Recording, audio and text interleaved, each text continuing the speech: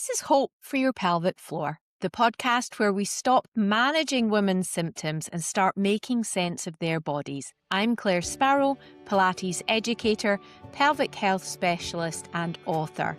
And here we talk honestly about what women are told, what the evidence actually says, and how real change happens. Welcome back to the show. It is the first episode of 2026. It's hard to believe we are already in 2026.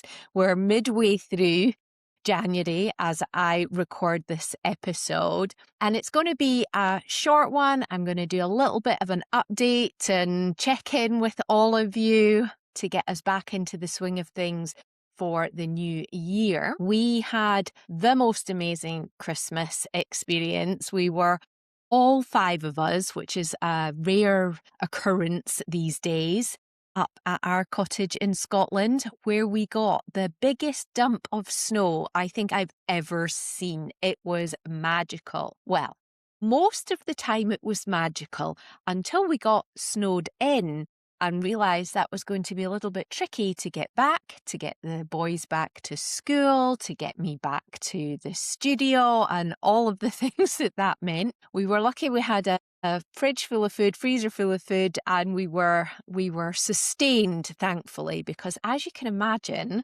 3 boys have very big appetites, and we were doing such a lot of walking and activity that we all needed a lot of energy. And one of the fun things that we experienced was just how much work it is to walk in the snow.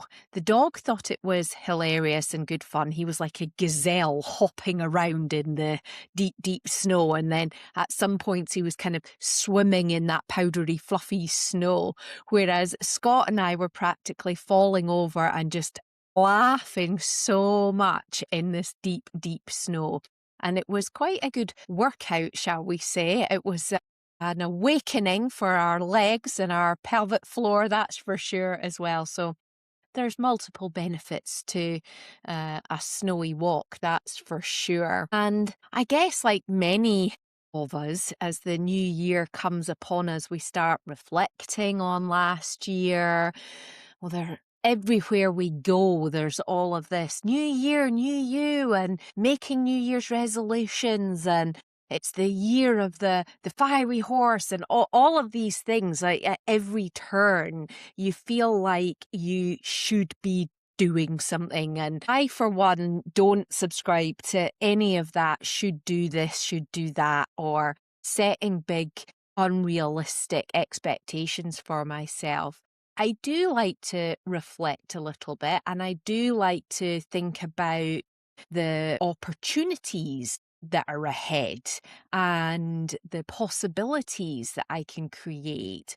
And particularly this year, what I'm thinking a little bit more about is the feeling that I want to take forward and experience. And what does that mean to have a particular in my everyday life? So that's something that I'm thinking of, and maybe that's something that you might want to consider. What's the feeling of 2026 for you? Now let's get into a little bit of a topic for today. I want to share a little bit of what I did reflect on, which is the podcast, and how I was feeling about the podcast as the year was closing, and how that actually relates to you and your commitment to your pelvic health and what you might be planning for your pelvic health in 2026. So I thought I'd just share my little reflections. And last year, I started the podcast. This is season 4, would you believe? And I absolutely loved it. Still love it. I thought at the beginning, I'll run out of things to say. Nobody will listen.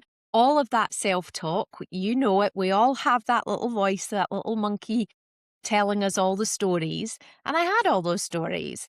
And actually, I absolutely have loved it. However, towards the end of last year, it started to feel a little pressured. It started to feel almost a little bit weighty, a little heavy, a little bit like not quite a chore, but it just felt a bit of pressure attached to it.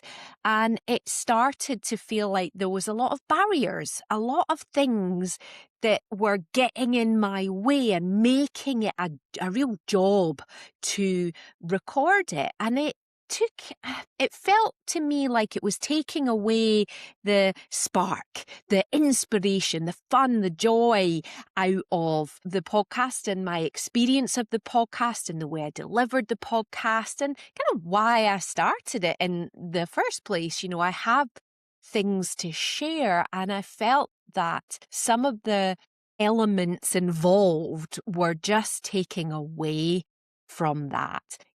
It's important to me that the podcast is a professional and thought through medium, that it isn't just willy-nilly, that it's not ramshackle, that it is a really good quality presentation of the work that I believe in. And so that then requires certain elements of technology and things that I had to learn, which has been fantastic. What a learning curve it's been. It's really been wonderful. And that going from having some good tech to set up for the podcast then turned into, I've got to make sure every time it looks the same aesthetically. I've got to make sure the sound is the same every time. I've got to make sure the view behind me is the same, that I've got my lipstick on, that there's nobody in the house, that the dog is going to be quiet and not disturb me, that no deliveries are going to arrive. And as you can imagine,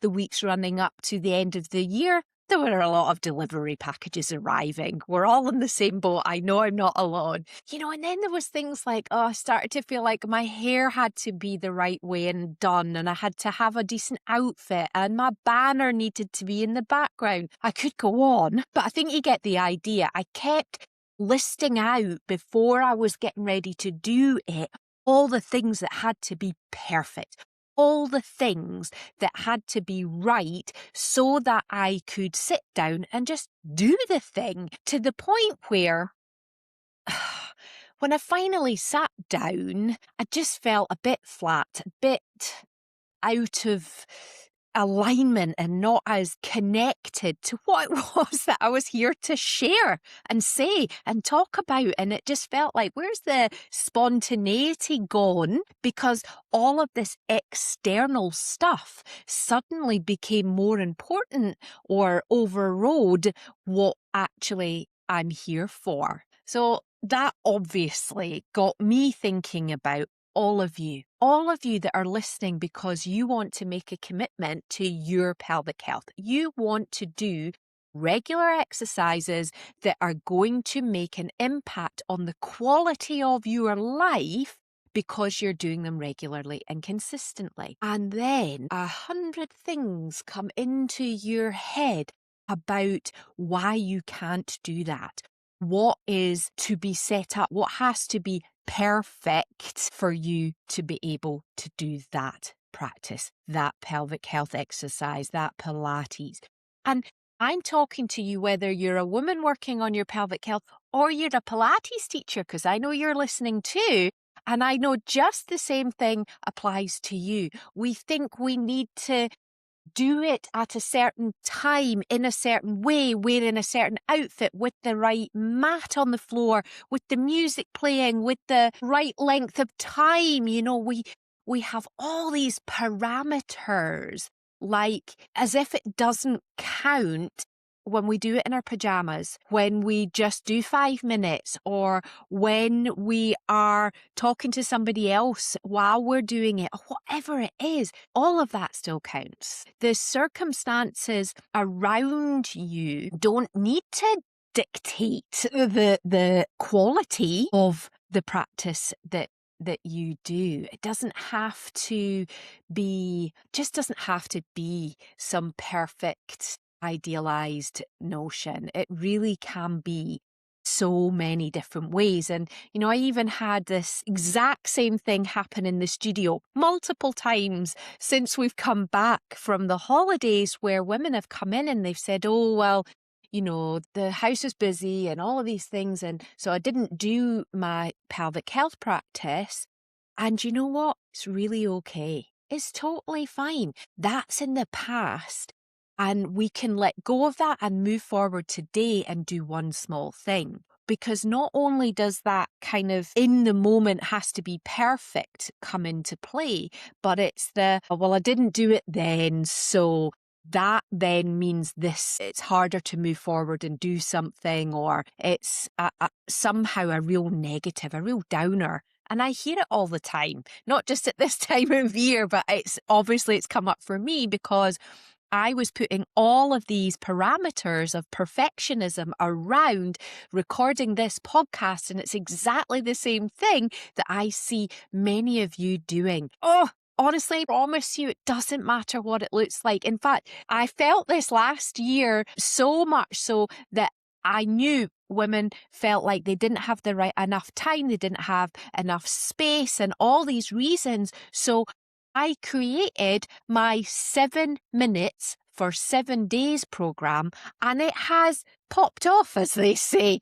So many women are doing this and they are absolutely loving it because you don't need any equipment. You don't need a lot of space. You literally only need 7 minutes. That's like, well, nowadays it's like one commercial break between a TV show. You really can achieve a lot with a little. And that's the important piece, that once you've started to do a little, you then can build from there, you can accumulate there, and then you're inclined. I have one lady that says to me, well, I just do all the 7 minutes now, and she does them on the bounce. So she's doing 7 minute, then the next 7 minute, then the next 7 minute, because once you begin, then you're already in flow. It's easier to do the next right step. It's taking that first one, and that first one step comes from letting go of the perfect scenario, because there just isn't one. I regularly do my Pilates practice in my pajamas. I love it. It's like a guilty pleasure. It really is a fantastic way of doing it because you're taking away one of the limitations. Of course, I don't go to the studio in my pajamas. I do it at home, but you get my idea. So my proposition for you today is that you ask yourself a little question. What is it? What is it that's holding you back right now from doing some small step forward for your pelvic health? And is it true? What is it that's holding you back? And is it true? And maybe it's several things, and you have to say to yourself, is it true? Do I really not have time? And I hear this a lot, and I really appreciate it. Remember, I've got 3 children. I have 3 pets. I have 2 businesses, 3 if you separate all the work that I do with Polestar Education. I am doing a lot, and I make sure that I keep in mind that only a small amount is enough. Some days I might only do 5 minutes in the morning and 10 minutes in the evening, and that I know is enough because I'm continuing the momentum, and that's what's so, so important. So I did this. I asked myself these questions around the podcast. I asked myself, do people really care if my hair is done? Well, no, not really, because most of you are listening on your earbuds while you're having a walk or taking the dog out for a walk or on the school run. You're not watching me anyway. We're on YouTube so that we are present everywhere and more people get to hear these important messages. So I don't think you do really care if my hair's done. Do people care? Do you care if the backdrop behind me is the same each episode? No, what am I thinking? Of course you don't. You want to know what I have to share that might help you improve your life. That's what's important. The message is what's important. Does it matter what I wear? I had my colours done for my 40th birthday and it was a game changer. I absolutely loved it. I highly recommend it. It's really wonderful. And it helped me to decide and understand what colours enhance my skin tone and my eyes and blah, blah, blah, blah, blah. So I generally only have things in my wardrobe that look all right on me, that are the right colours for me. So does it matter what I wear when everything in my wardrobe is colour appropriate for me? It doesn't really. And I don't wear heavy patterned things that make your eyes go funny. So it's really fine. And again, you're probably not looking at me on the screen anyway. You're listening. So really the answer for all of those questions was no, because with all that faffing and worrying about all that idea of perfection, it just makes me lose my edge, lose my passion, my spontaneity. It makes me just, it makes the podcast a job and not a joy. And to me, like today, this has been a joy. It's been easy peasy. I have loved sharing this message with you because I know that this is what makes a difference. That you going, okay, hang on a minute, does Claire have a point? Am I putting unnecessary barriers in the way of me doing my Pilates practice? So for you, it might be reminding yourself that you don't need a mat. You definitely don't need to find an hour of time. 7 minutes will literally do. You don't need a ball. A roll towel will do. And you definitely don't need to wear fancy leggings. Just your jammies will do. And I said it, I love to do it in my pajamas, that's for sure. Whether it's the morning or the evening, it just makes it easier. So what are the barriers that you could delete, that you could remove to help you in 2026 give your pelvic health the attention, the love, the care that you deserve and that you desire? Because you're here, because you want to ask for more, you want to do more for your pelvic floor, and you can. Let's just edit out, delete out all of those barriers that really are not true. So as we move forward into this new season of the podcast, I will be keeping it simple. Camera on and record. Maybe I'll wear lipstick. Maybe I won't, but I'm not going to beat myself out about it. I'm going to really keep honest, keep to the joy of doing the podcast, and that's the plan. You will find links below. If you're interested in the 7 minutes for 7 days, I'll put the link below in the show notes, which will allow you to check it out and see what it is. Hopefully that will help kickstart you into this new year the way that you want to. And if listening to this has brought up any questions for you, or even a story you'd like to share in support of other women, the Pelvic Health Cafe is your free monthly online forum created for exactly that. It's a calm, welcoming space to listen, ask questions, and realise you are not alone. And you'll find the details to that also in the show notes. And please, as always, subscribe to the podcast so you don't miss any episodes. And please leave a review. As always, that makes the difference. That makes the difference to other women getting to hear the podcast because you've left a review and shared the impact that it's made on you. So I look forward to speaking to you again on our next episodes. And for now, happy pelvis, happy life.